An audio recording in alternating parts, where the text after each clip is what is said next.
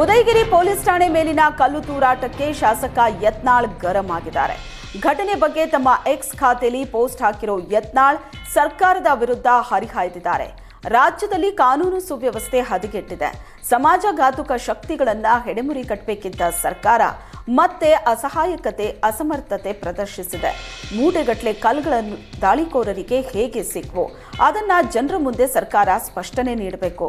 ಕಲ್ಲು ತೂರಾಟ ನಡೆಸಿದ ಮತಾಂಧರನ್ನ 24 ಗಂಟೆಗಳಲ್ಲಿ ಬಂಧಿಸಿ ಜೈಲಿಗಟ್ಟಬೇಕು ಅಂತ ಆಗ್ರಹಿಸಿದ್ದಾರೆ. ಮೆಟ್ರೋ ದರ ಏರಿಕೆಗೆ ಸಿದ್ದರಾಮಯ್ಯ ಸರ್ಕಾರ ಕಾರಣ ಎಂದ ಬಿಜೆಪಿಗರಿಗೆ ಸಿಎಂ ತಿರುಗೇಟನ್ನ ನೀಡಿದ್ದಾರೆ. ಮೆಟ್ರೋ ರೈಲು ನಿಗಮದ ಮೇಲೆ ರಾಜ್ಯ ಸರ್ಕಾರಕ್ಕೆ ಸಂಪೂರ್ಣ ನಿಯಂತ್ರಣ ಇಲ್ಲ.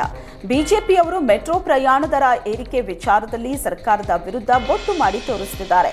ಕೇಂದ್ರ ಮತ್ತು ರಾಜ್ಯ ಸರ್ಕಾರದ ಸಮಪಾಲುದಾರಿಕೆ ಹೊಂದಿದ್ದು ಇದೊಂದು ಸ್ವಾಯತ್ತ ಸಂಸ್ಥೆ ಆಗಿದೆ. ಪ್ರಯಾಣ ದರ ಹೆಚ್ಚಳದ ಅಧಿಕಾರ ರಾಜ್ಯ ಸರ್ಕಾರದ ಕೈಯಲ್ಲಿಲ್ಲ. ಮೆಟ್ರೋ ರೈಲು ಕಾಯ್ದೆ ಸೆಕ್ಷನ್ 37ರ ಪ್ರಕಾರ ದರ ನಿಗದಿ ಸಮಿತಿ ನೀಡಿದಂಥ ವರದಿಯನ್ನ ಅನುಷ್ಠಾನ ಮಾಡಬೇಕಾಗತ್ತೆ.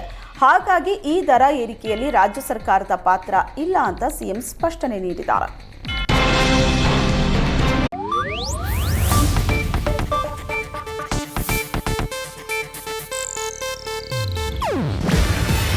ಇದು ಏಷ್ಯಾನೆಟ್ ನ್ಯೂಸ್ ನೆಟ್ವರ್ಕ್ ಪ್ರಸ್ತುತಿ.